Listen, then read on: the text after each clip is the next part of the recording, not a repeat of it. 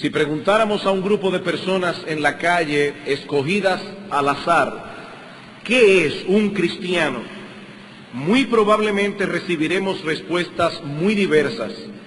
Algunos dirán que un cristiano es alguien que ha adoptado un estilo de vida distinto al que antes tenía. Alguien que ha tomado la decisión de asistir regularmente a una iglesia, leer la Biblia, dejar de hacer ciertas cosas, comenzar a hacer otras.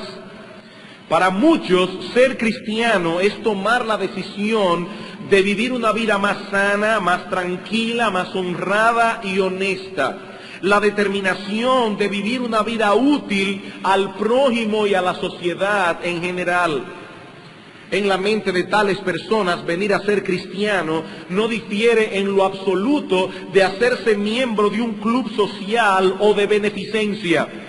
Mientras que para otros, hacerse cristiano es algo tan simple como tomar la decisión de hacerse miembro de una iglesia y acatar sus normas.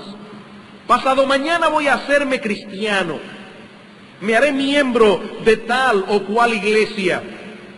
Eso es lo que significa ser cristiano para muchos. Pero cuando vamos a las Escrituras, vemos allí que venir a ser cristiano es en realidad algo extraordinario. El milagro más portentoso y el más grande privilegio del que puede participar un ser humano. Los cristianos son en muchos sentidos seres extraordinarios. No porque en sí mismos sean superiores a los demás, porque no lo son en ningún sentido, sino porque han sido investidos de privilegios extraordinarios. Hermanos y amigos, yo tengo la convicción de que si tuviésemos en mente todo el tiempo, todo lo que un cristiano es y todos los privilegios que un cristiano disfruta, no dejaríamos de asombrarnos cada vez que nos topáramos con uno. ¡Wow! ¡Un cristiano! No dejaríamos de sorprendernos. ¿Qué es en realidad un cristiano y cuáles son esos privilegios extraordinarios que los cristianos poseen? Ese es el tema de la porción que vamos a estudiar en esta mañana en nuestra serie expositiva de la carta del apóstol Pablo a los Efesios. Si son tan amables, por favor, Efesios capítulo 1, y vamos a leer los versículos 3 al 14 otra vez. Digo otra vez porque ya lo hicimos en el estudio anterior.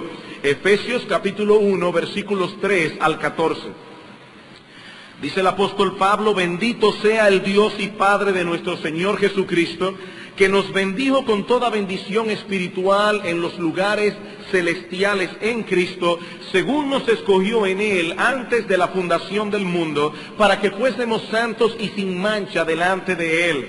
En amor, habiéndonos predestinado para ser adoptados hijos suyos por medio de Jesucristo, según el puro afecto de su voluntad, para alabanza de la gloria de su gracia, con la cual nos hizo aceptos en el amado, en quien tenemos redención por su sangre, el perdón de pecados, según las riquezas de su gracia, que hizo sobreabundar para con nosotros en toda sabiduría e inteligencia, dándonos a conocer el misterio de su voluntad, según su beneplácito, el cual se había propuesto en sí mismo de reunir todas las cosas en Cristo, en la dispensación del cumplimiento de los tiempos, así las que están en los cielos como las que están en la tierra. En Él asimismo tuvimos herencia, habiendo sido predestinados conforme al propósito del que hace todas las cosas según el designio de su voluntad, a fin de que seamos para alabanza de su gloria, nosotros los que primeramente esperábamos en Cristo. En Él también vosotros, habiendo oído la palabra de verdad, el evangelio de vuestra salvación, y habiendo creído en Él, fuisteis sellados con el Espíritu Santo de la promesa, que es las arras de nuestra herencia, hasta la posesión de hasta la redención de la posesión adquirida para alabanza de su gloria. En nuestro sermón anterior comenzamos a considerar este pasaje en el que Pablo describe y enumera las bendiciones espirituales que Dios ha derramado en Cristo sobre su pueblo. En aquella ocasión, por causa del tiempo, solo pudimos considerar la descripción de estas bendiciones que encontramos en los versículos 3 al 6. Y allí vimos básicamente 4 cosas. En primer lugar, la fuente de donde provienen estas bendiciones, Dios el Padre. Bendito sea el Dios y Padre de nuestro Señor Jesucristo que nos bendijo. En segundo lugar, vimos el carácter de estas bendiciones. Nos bendijo con toda bendición espiritual en los lugares celestiales. En tercer lugar, vimos el agente por medio del cual participamos de estas bendiciones. Dice que Dios nos bendijo en Cristo. Estamos unidos a Cristo, estamos sumergidos en Cristo y por lo tanto todo lo que es de Él es nuestro también. Y en cuarto lugar vimos la base sobre la cual disfrutamos de estas bendiciones. ¿Por qué nosotros y no otros? Pablo responde, según nos escogió en Él antes de la fundación del mundo. Porque fuimos escogidos por Dios. Ahora en los versículos 7 al 14 que vamos a considerar en esta mañana, el apóstol Pablo enumera algunas de esas bendiciones que ha descrito en los versículos anteriores. Y hermanos, yo espero de todo corazón, no solo como pastor de esta iglesia, sino como hermano vuestro, como miembro de esta congregación, yo espero como hermano tuyo en esta mañana, que en la medida en que avancemos sobre esta lista de bendiciones, nuestros corazones ardan, literalmente se enciendan de devoción, de gratitud por todos los privilegios que tenemos en Cristo.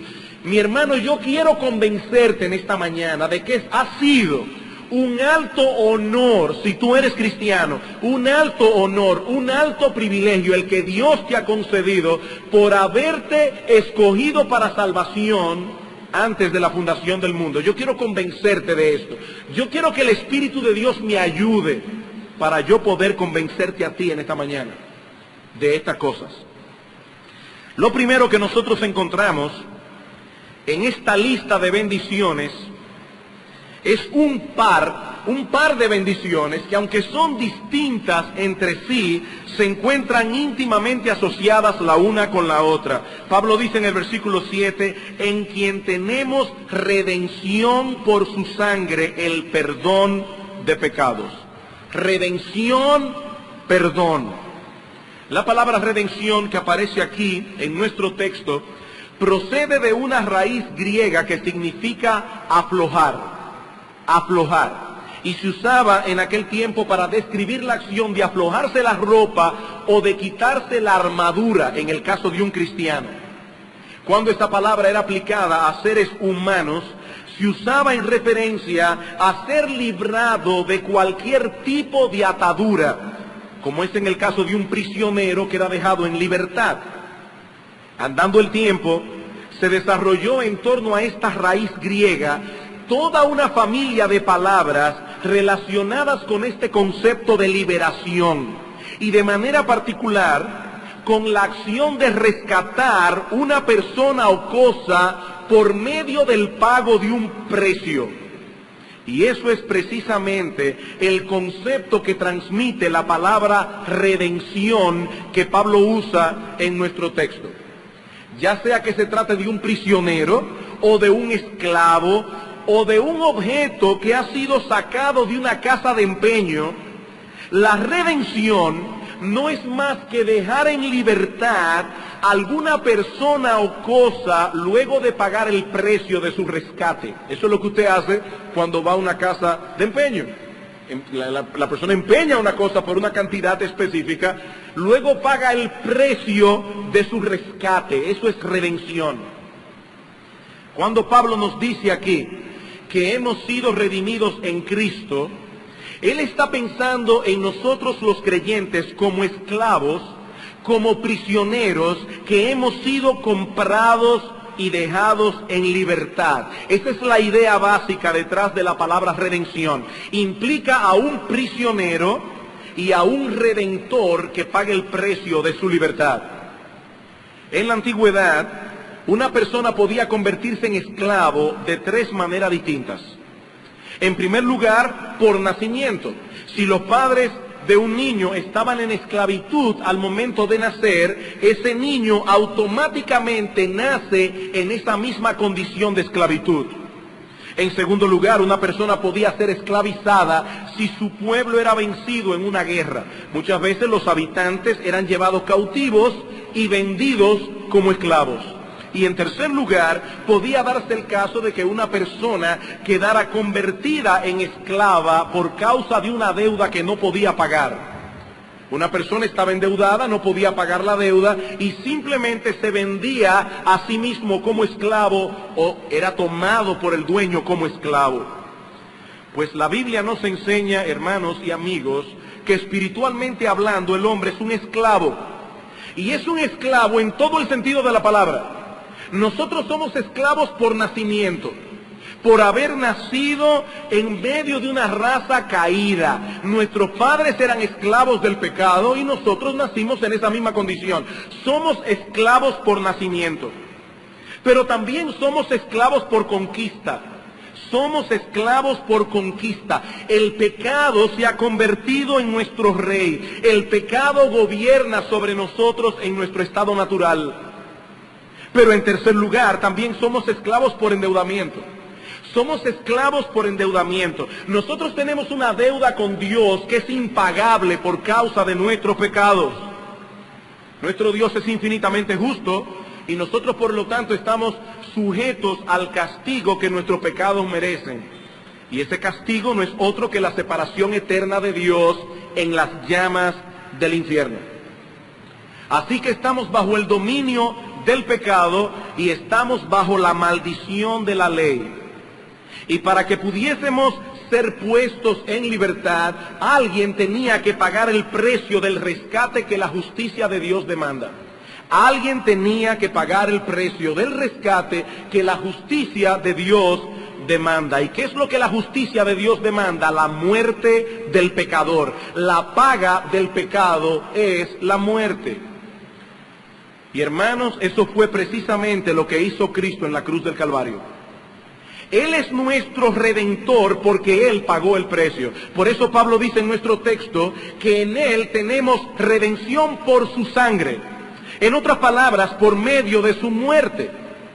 Cristo dio su vida en la cruz para que nosotros fuésemos libertados. Él puso su vida en lugar de nuestra vida. Y de ese modo nos redimió. De ese modo pagó el precio del rescate. Hermanos amados, hemos sido libertados al precio de la sangre de Cristo. De tal manera que ahora somos libres. Somos libres. Libres de la esclavitud del pecado y libres de todas sus consecuencias. Es en ese sentido que Pablo dice en Gálatas capítulo 3, versículo 13, que en Cristo hemos sido librados de la maldición de la ley. Ahora noten que Pablo no dice que en Cristo hemos sido librados de la ley. No, en ningún lugar del Nuevo Testamento se enseña que el cristiano ha sido librado de la ley como una norma moral de vida. No, hemos sido librados de la maldición, del castigo que la ley impone sobre aquellos que la violen. En Cristo tenemos redención. Mi amigo, Cristo no vino al mundo simplemente para enseñarnos con su ejemplo una norma moral de conducta. Él vino a dar su vida en rescate por muchos, dice Mateo 20:28. Él vino a dar su vida en rescate. Su muerte en la cruz no fue un accidente.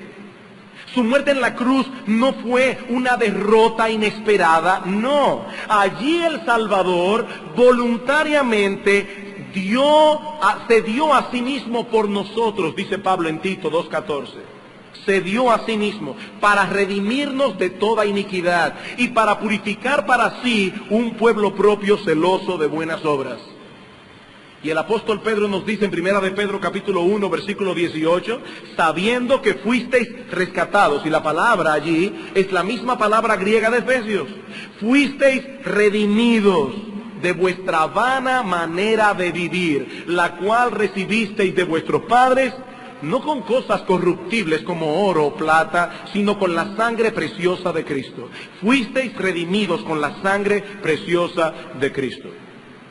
Mi amado hermano, cuando tú pienses en ti mismo como cristiano, visualiza tu vida pasada a la luz de lo que Pablo nos enseña en este pasaje. Piensa en ti mismo como un esclavo. Piensa en ti mismo como un esclavo expuesto, vendido, subastado en un mercado. Así es como debes pensar de ti mismo. Allí te encontrabas encadenado a merced de tus propios pecados, a merced de la voluntad del mundo y de su príncipe, dirigiéndote a una destrucción segura. Y lo que es más terrible, estabas tan entontecido, tan embrutecido y confundido, que ni cuentas te dabas de que eras un miserable prisionero. Y tú veías tus cadenas y te gloriabas de ellas porque tú pensabas que eras libre. Estabas tan entontecido. Esa es la condición, esa es la terrible condición en que se encuentra todo hombre sin Cristo. Son esclavos. ¿Por qué son manejados los hombres por el mundo como marionetas? ¿Por qué? ¿Por qué muchos no pueden dejar de hacer ciertas cosas, aún a pesar de que saben que esas cosas les hacen daño? ¿Por qué?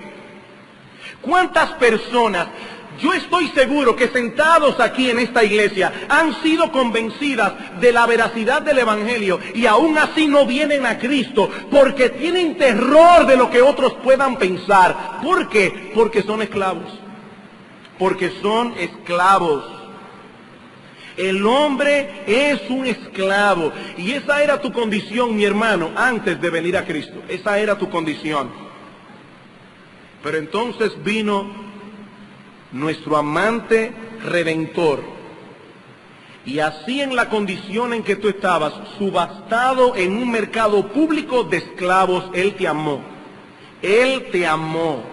Y cuando comenzaron a ofrecer dinero por ti, Él ofreció su vida. Él ofreció su vida, su sangre, allí en la cruz, para que tú fueras de Él, para comprarte. Mi amado hermano, fuiste redimido por Cristo a un precio sumamente alto, sumamente alto. Y no como algunos piensan, que Cristo nos redimió para que ahora podamos vivir impunemente como nos plazca. No, no. Ese es el concepto que muchos tienen hoy día de lo que es la libertad cristiana, pero ese no es el concepto de la Biblia. Hemos sido librados para servir a Dios, para que podamos desear y seguir el bien. Para eso es que hemos sido libertados. Antes éramos títeres del pecado, antes éramos títeres del mundo, antes éramos títeres del enemigo de nuestras almas, pero ya no más, ya no más. Dice Pablo en Romanos capítulo 6, gracias a Dios, que aunque erais esclavos del pecado, habéis obedecido de corazón a aquella forma de doctrina a la cual fuisteis entregados. Y libertados del pecado, vinisteis a ser siervos de la justicia. Libertados, vinisteis a ser siervos. Mi amado hermano, libertad cristiana no significa que el creyente puede vivir como le venga en gana y que nadie tiene derecho a meterse con él. Eso no es lo que significa libertad cristiana. Lo que significa es que ahora podemos libremente transitar por el camino de la obediencia. Eso es lo que significa libertad cristiana. Dios nos trazó un camino bienaventurado de obediencia, pero antes no podíamos transitar por él porque éramos unos miserables esclavos. Cristo nos compró para que ahora pudiésemos transitar por esa senda y ser felices. Noten lo que dice el apóstol Pablo en 1 Corintios capítulo 6. 1 Corintios capítulo 6, versículo 19 al 20, dice el apóstol Pablo: ¿o ignoráis que vuestro cuerpo es templo del Espíritu Santo, el cual está en vosotros, el cual tenéis de Dios, y que no sois vuestros? Porque habéis sido comprados por precio. glorificad pues a Dios en vuestro cuerpo y en vuestro espíritu, los cuales son de Dios. Hermanos, nosotros no nos pertenecemos a nosotros mismos. Nuestras manos no son nuestras, nuestros pies no son nuestros, nuestra boca no es nuestra, nuestros ojos no son nuestros. No podemos hacer con nuestra vida lo que nos plazca, no somos nuestros. Fuimos comprados por precio. Somos siervos de Cristo. Gálatas capítulo 5. Gálatas capítulo 5 versículo 13, dice el apóstol: porque vosotros, hermanos, a libertad fuisteis llamados, solamente que no uséis la libertad como ocasión para la carne, sino servíos por amor los unos a los otros. Ese es el énfasis de la Escritura. Cristo derramó su sangre para redimirnos de toda iniquidad. Cristo derramó su sangre para rescatarnos de la vana, hueca, sin sentido manera de vivir que nosotros heredamos de nuestros padres. Mis hermanos queridos, perseguir las mismas vanidades que el mundo persigue, vivir por las mismas tonterías por las que el mundo vive, es volver a esclavizarnos de nuevo. Es someternos voluntariamente a ese yugo del que Cristo nos libertó. Dice Pablo en 1 Corintios capítulo 7 versículo 23, por precio fuisteis comprados, no os hagáis esclavos de los hombres. Ustedes fueron comprados por precio, no se hagan esclavos de los hombres. Hermanos, nosotros somos libres. Cristo pagó el rescate, nos compró al precio de su propia vida. ¿Saben para qué? Para que nadie, excepto Él, se enseñoree de nosotros. Nadie. No podemos ser controlados como si fuéramos marionetas, porque no somos marionetas, somos siervos de Cristo. No os hagáis esclavos de los hombres. Dejen al mundo con esas boberías. Nosotros somos libres. Nosotros somos libres. Todo aquel que hace pecado, dice el Señor, es esclavo del pecado. Pero si el Hijo os libertare, seréis verdaderamente libres. Libres. El mundo entero está en esclavitud. Entero. Por eso son manejados al antojo de otros. Manejados. Pero no los creyentes. Y no porque ellos sean mejores que los demás, no. Noten lo que Pablo continúa diciendo en el versículo 7.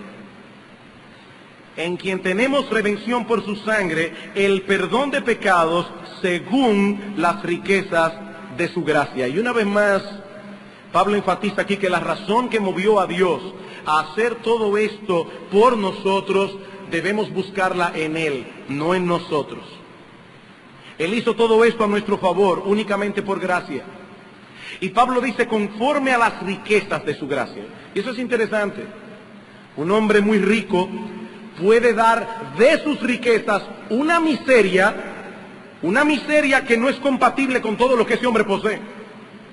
Ahora, si este hombre muy rico da conforme a sus riquezas, si este hombre tan rico da según lo que tiene, entonces la historia será muy distinta. Mis amados hermanos, Dios no nos da de sus riquezas, Él nos da conforme a sus riquezas. Él nos da conforme a sus riquezas. Por eso su gracia para con nosotros es de carácter infinito. Infinito. No podemos ponerle límite a la gracia de Dios. No podemos ponerle paro a la misericordia de Dios. Por esa gracia nos redimió, dice Pablo, y también por esa misma gracia nos concedió el segundo par de bendiciones que Pablo menciona en el texto, versículo 8, sabiduría e inteligencia. Sabiduría e inteligencia, dice Pablo en el versículo 8, según las riquezas de su gracia que hizo sobreabundar para con nosotros en toda sabiduría e inteligencia, dándonos a conocer el misterio de su voluntad, según su beneplácito, el cual se había propuesto en sí mismo de reunir todas las cosas en Cristo en la dispensación del cumplimiento de los tiempos, así las que están en los cielos como las que están en la tierra. La gracia de Dios sobreabundó en nosotros, dice Pablo, haciéndonos partícipes no solo de su redención, sino también de su revelación. Dios ha revelado a sus hijos lo que nadie más conoce como ellos lo conocen. ¿Y qué es esto? El misterio de su voluntad. El misterio de su voluntad. Un misterio en el Nuevo Testamento es una verdad que nadie podría conocer a menos que Dios no se la revele. Eso es un misterio. Ahora noten lo que Pablo está diciendo aquí no es simplemente que Dios ha dado a sus hijos la revelación de su voluntad. Eso no es todo lo que Pablo está diciendo, porque esa revelación se encuentra en la Escritura y cualquiera puede leerla. Lo que Pablo dice aquí es que Dios ha dado a los creyentes sabiduría e inteligencia en el conocimiento de esa voluntad suya que Él ha revelado en su palabra. ¿Y eso qué significa? Hermanos, pongan mucha atención, porque esto es importantísimo. Eso significa que Dios ha dado a los creyentes la capacidad de llegar al corazón de las cosas, la capacidad de conocer las cosas tal como son y de comprender sus implicaciones, de tal manera que ahora podamos vivir en este mundo con sabiduría y con entendimiento. Nosotros conocemos lo que Dios ha revelado, pero poseemos también el entendimiento necesario para poder vivir de acuerdo con esa revelación. Una persona puede conocer una verdad como mera teoría y no ver todas las implicaciones que se derivan de esa verdad. Consecuentemente, ese conocimiento teórico, ese conocimiento intelectual que esa persona tiene, no hará diferencia alguna en la manera como esa persona vive. Hermanos, yo no sé si a ustedes les sorprende esto, pero a mí me sorprende. ¿Cuántos astrónomos, cuántos científicos conocen a fondo las maravillas de este universo? ¿Cuántos médicos conocen el sorprendente funcionamiento del cuerpo humano? ¿Cuántos biólogos penetran en el complicado sistema de los seres vivos y aún así no se postran ante el Creador y le adoran? ¿Por qué? Porque esas personas pueden tener tanto conocimiento y ser tan tontos que no se postran ante Dios a adorarle. ¿Por qué? Porque el entendimiento de ellos se ha embotado. Ellos ven, pero no entienden lo que ven como deben entenderlo. Ellos ven, pero no entienden. Ellos no ven sus implicaciones. Ellos están ciegos. Pero en el caso de los creyentes no es así. No es así. Dios nos ha revelado su plan, pero al mismo tiempo nos ha dado sabiduría, nos ha dado entendimiento, de tal manera que nosotros podemos conocer las implicaciones de ese plan y actuar en consecuencia. Por eso el creyente ve lo que nadie ve. Por eso entiende las cosas como las entiende, porque Dios le ha dado sabiduría y discernimiento en el conocimiento de su voluntad. Y en nuestro texto, Pablo hace referencia a un aspecto muy particular de ese plan divino que ha sido revelado. Noten el versículo 9. Dándonos a conocer el misterio de su voluntad, según su beneplácito, el cual se había propuesto en sí mismo de reunir todas las cosas en Cristo en la dispensación del cumplimiento de los tiempos, así las que están en los cielos como las que están en la tierra. ¿Saben qué es lo que Dios nos ha revelado? Que Él se ha propuesto colocar a Cristo como cabeza de toda su creación, de tal manera que con toda seguridad llegará el día en que aún aquellos que hoy desafían la autoridad de nuestro Señor tendrán que postrarse ante su presencia y reconocerle como Señor. Tendrán que postrarse.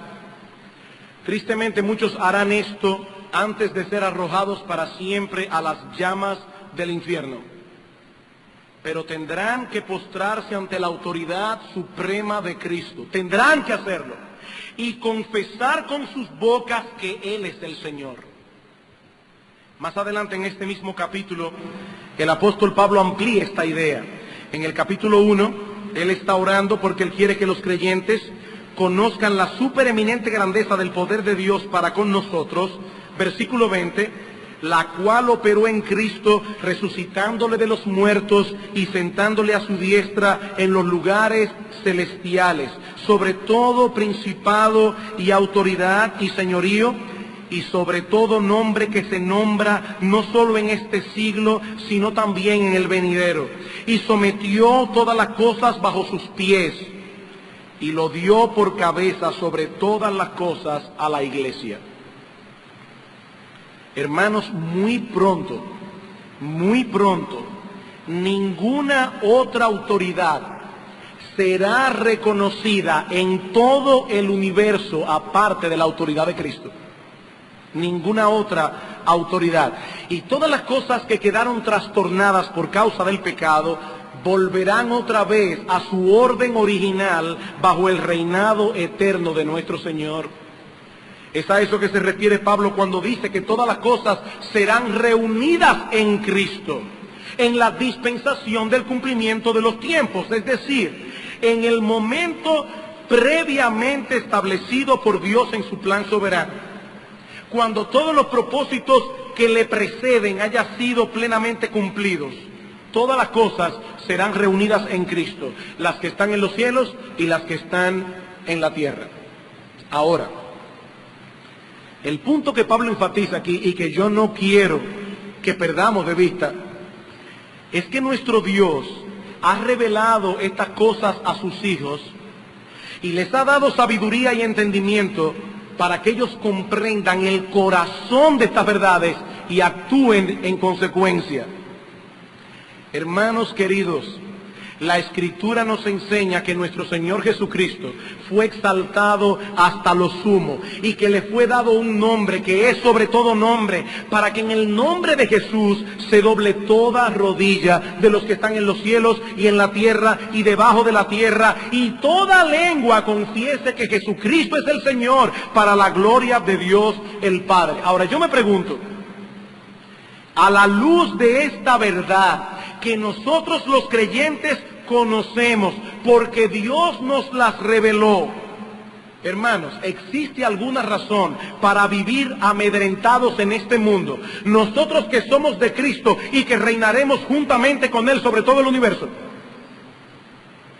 Ese es el punto que tenemos que llegar aquí. No es simplemente poder verbalizar la doctrina, es entender el corazón.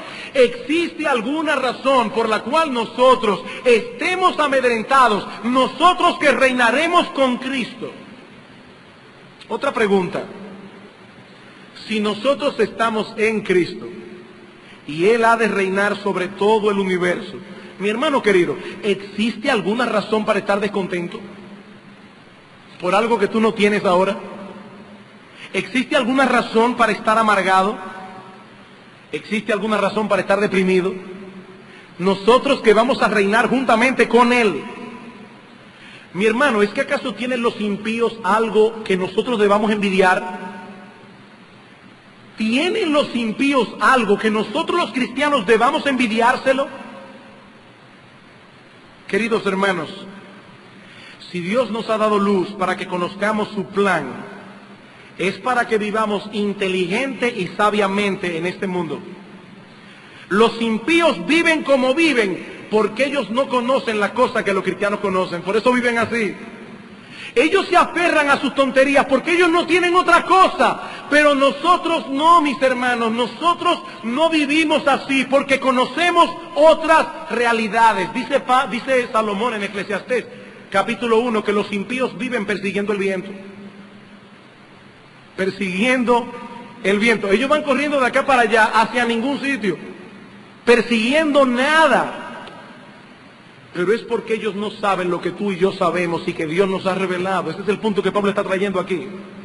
Ellos no saben lo que tú y yo sabemos, que Cristo es el Señor y que algún día todo estará sometido a su señorío y que nosotros vamos a reinar juntamente con Él. Ellos no saben eso. Ellos no saben eso.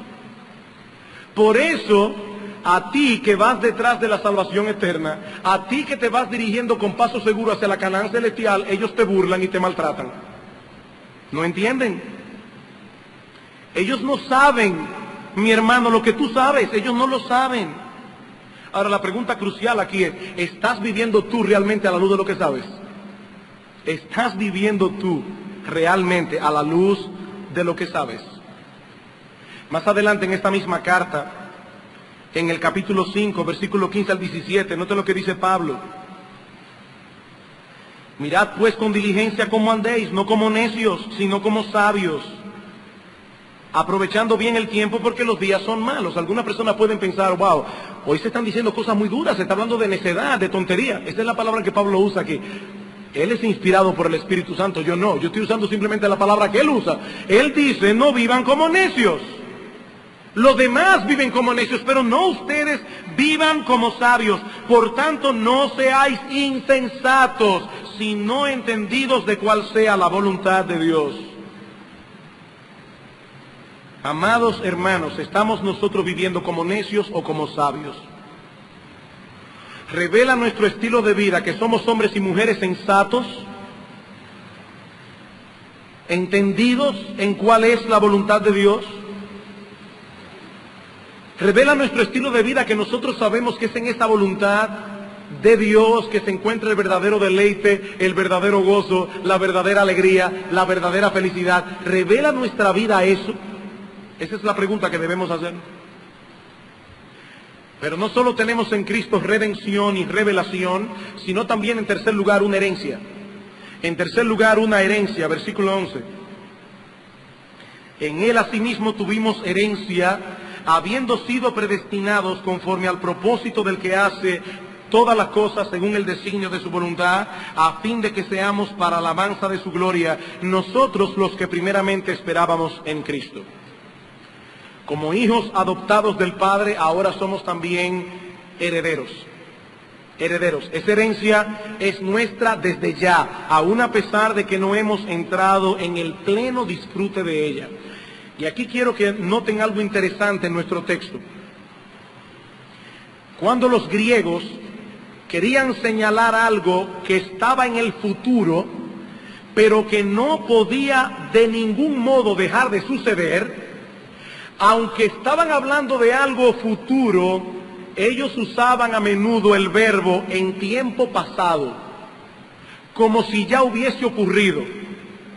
Y eso es exactamente lo que hace Pablo en este texto en el versículo 11. En Él, asimismo, tuvimos herencia. Yo no he visto esa herencia. Pablo dice, ya la tuvimos. Eso es seguro, eso es ciertísimo. Mi amado hermano, esa herencia será tuya con toda probabilidad. Aquí uno hereda y tiene que estar nervioso porque viene otra gente y se aparece con unos títulos de la tierra que yo no sé de dónde salieron. Y hay que meterse en un litigio por 50 años. Vienen a disfrutar la tierra los nietos y los tataranietos. Eso no va a pasar con esta herencia. Eso no va a pasar. El Dios de los cielos, que es el dueño absoluto de todo cuanto existe, te hizo coheredero juntamente con Cristo. Lean en su casa Romanos 8:17. Te hizo coheredero. Hermanos, nosotros somos coherederos con Cristo. Y es imposible que algo ocurra que nos impida tomar posesión de esta herencia. Eso es imposible.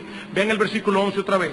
Pablo dice, en Él asimismo tuvimos herencia, habiendo sido predestinados conforme al propósito del que hace todas las cosas según el designio de su voluntad. El Dios que nos predestinó tiene la sartén agarrada por el mango.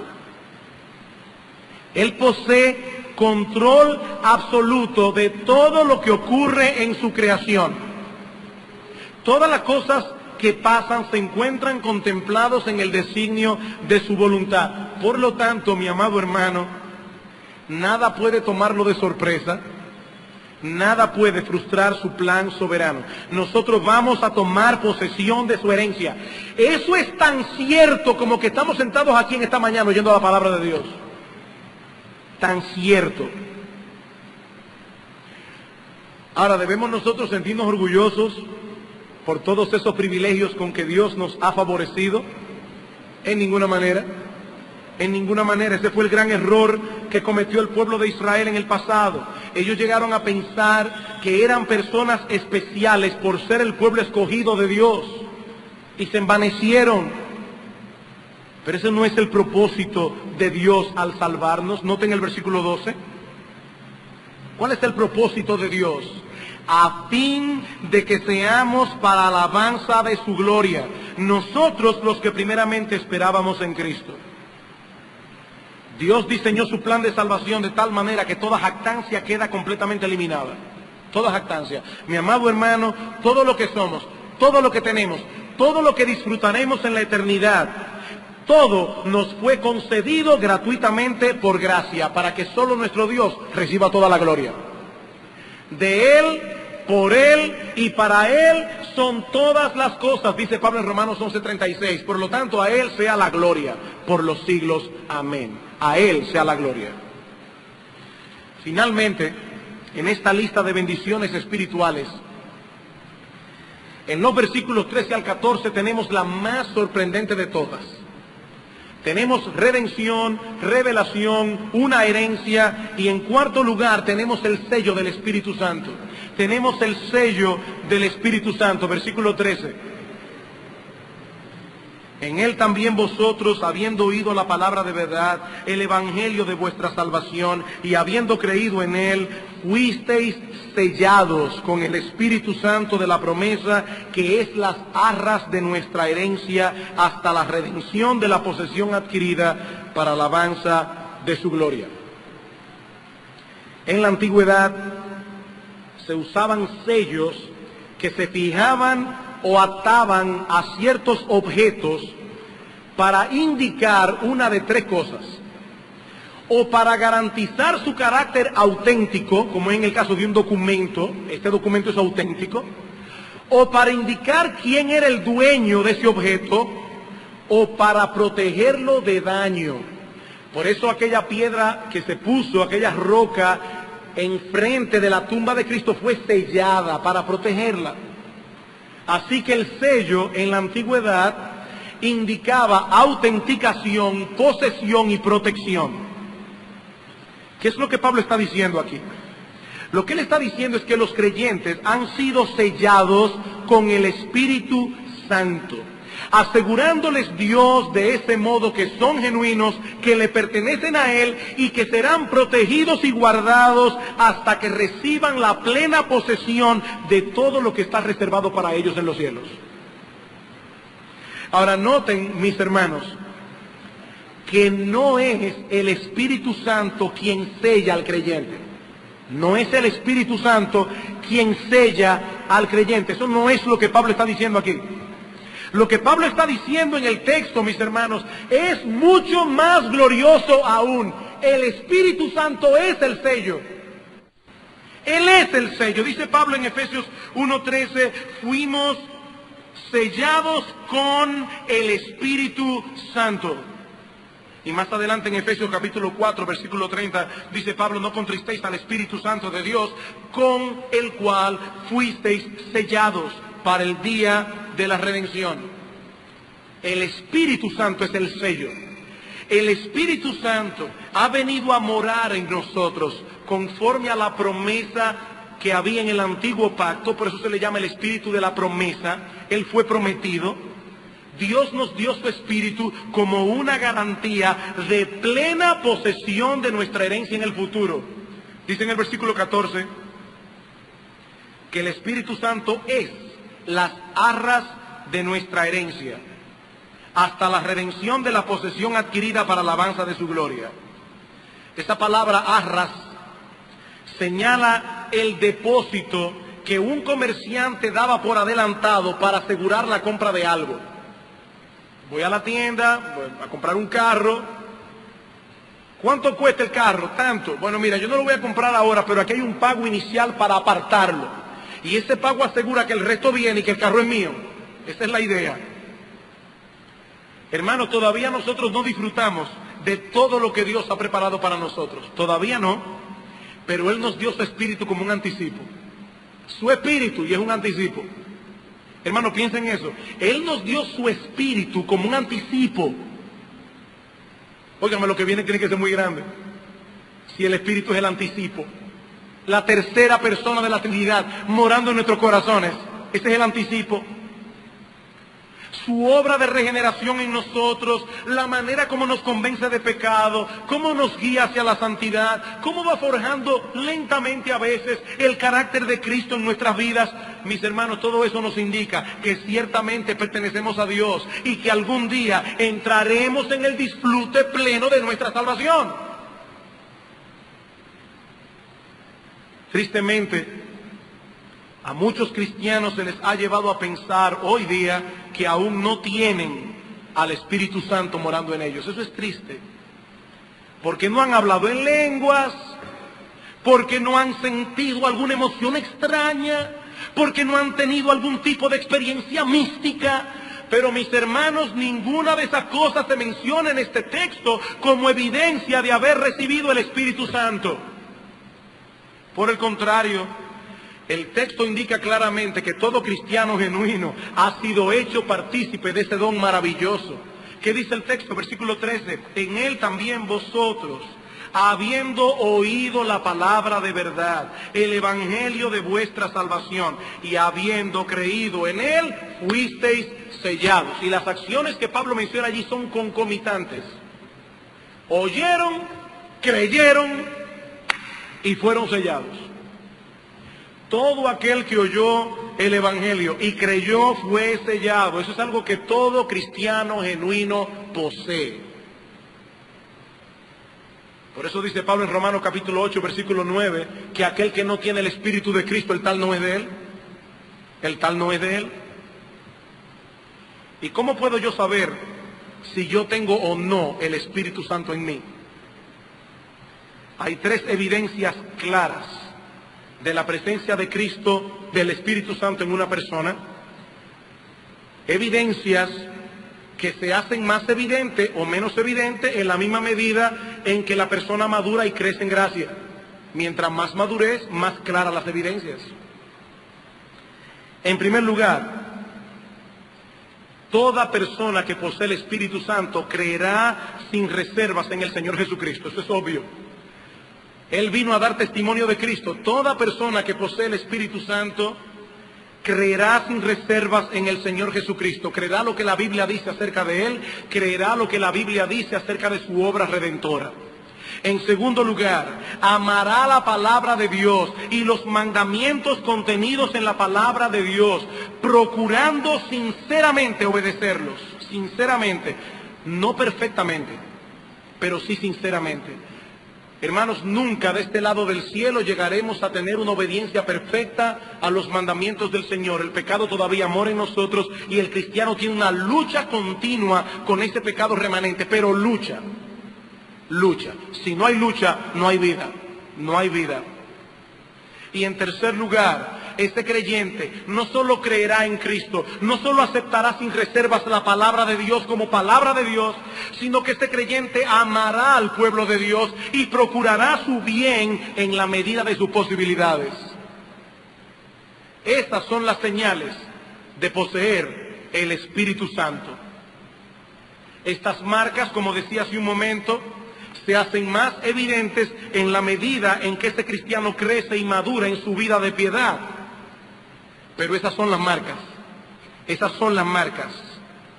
Esto nada tiene que ver con hablar en lenguas. Esto no tiene nada que ver con sentir cosas extrañas, ni mucho menos con caer en una especie de éxtasis donde la persona pierde el control y se comporta como si estuviera fuera de sí. No. La palabra de Dios dice en Gálatas capítulo 5, versículo 22, que el fruto del Espíritu es amor, gozo, paz, paciencia, benignidad, bondad, fe, mansedumbre y dominio propio. No estar fuera de sí. No. El fruto del Espíritu es tener dominio propio, templanza. Todas esas manifestaciones que hoy se asocian con la venida del Espíritu Santo pueden ser falsificadas. Todas esas manifestaciones histéricas, eso puede ser falsificado. Pero el fruto del Espíritu que Pablo menciona en Gálatas 5 solo puede ser producido por el Espíritu. Este fruto solo lo produce el Espíritu. Bien, hermanos, he aquí algunas de las bendiciones espirituales con que nosotros los creyentes hemos sido bendecidos en los lugares celestiales en Cristo. Ahora yo me pregunto, ¿cómo debemos reaccionar nosotros al considerar el contenido de un pasaje como este? ¿Cómo debemos reaccionar? Bueno, hermanos, en primer lugar, debemos postrarnos en adoración delante de Dios. Debemos postrarnos en adoración delante de Dios. No olviden que eso es lo que Pablo está haciendo aquí.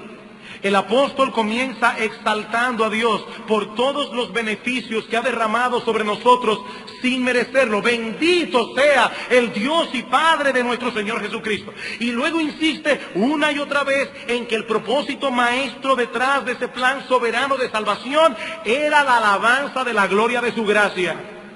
Versículo 6, dice Pablo, para alabanza de la gloria de su gracia. Versículo 12, a fin de que seamos para alabanza de su gloria. Versículo 14, para alabanza de su gloria. Hermanos queridos, ¿cómo no vamos a adorar a un Dios como el nuestro? Que nos amó con un amor tan grande, aun cuando éramos enemigos suyos. ¿Cómo no adoraremos a aquel que nos redimió, aquel que nos abrió el entendimiento, aquel que nos hizo coheredero juntamente con Cristo su Hijo, de todo lo que Él tiene, y por encima de todo eso envió su Santo Espíritu a morar en nuestros corazones para asegurarnos que somos de Él? Hermanos, ¿cómo nosotros no vamos a adorar? ¿Cómo nosotros no vamos a agradecer con todo nuestro corazón a un Dios así? Pero Pablo no se limita a adorar a Dios en el texto. Él está aquí instruyendo a la iglesia. Él está instruyendo a la iglesia. Pablo no estaba en una habitación solo, diciendo alabado sea Dios, gloria a Dios, aleluya. No. Él está escribiendo una carta a una iglesia y allí derrama su corazón. ¿Por qué? Porque él quería que estos creyentes conocieran todas esas cosas y de ese modo fueran alentados. De ese modo fueran alentados. Hermanos, nuestro Dios nos escogió desde antes de la fundación del mundo para que nosotros compartamos con Él un destino glorioso. Y a pesar de nuestras debilidades, que tenemos muchas, a pesar de los embates del pecado que mora en nosotros, a pesar de las seducciones del mundo, mis hermanos, el plan soberano de Dios será llevado a cumplimiento. Será llevado a cumplimiento. Aliéntate, mi hermano, con estas palabras. Aliéntate. Sigue corriendo con paciencia la carrera, porque con toda seguridad llegaremos a nuestro destino. El Dios de los cielos se ha comprometido consigo mismo a hacer eso. Para eso nos escogió antes de la fundación del mundo. Para eso envió a su Hijo a pagar el precio y para eso envió al Espíritu Santo a nuestras vidas. Él se comprometió a hacerlo y Él lo va a hacer. Pero este texto debe ser también para nosotros una poderosa exhortación a dedicarnos por entero al cumplimiento del propósito de Dios en nuestras vidas. Una poderosa exhortación. ¿Qué dice el texto? Que nosotros fuimos escogidos desde antes de la fundación del mundo para ser santos, sin mancha delante de Dios, para ser instrumento en sus manos, de tal manera que a través de nuestras vidas la gloria de Dios brille en el mundo. En otras palabras, mi hermano querido, así como de grandes son nuestros privilegios, así también es nuestra responsabilidad. Así de grandes como son nuestros privilegios, así también es nuestra responsabilidad. Como alguien ha dicho muy sabiamente, ser elegido de Dios no significa que somos sus consentidos favoritos. Eso no es lo que significa. es ser retado a la lealtad y al servicio y a un sacrificio que no conoce límites. Es sentir el constreñimiento del amor divino a tal grado que ninguna respuesta nos parezca adecuada y ningún servicio lo suficientemente digno. Si Dios hizo todo eso por mí, nada es demasiado para Él.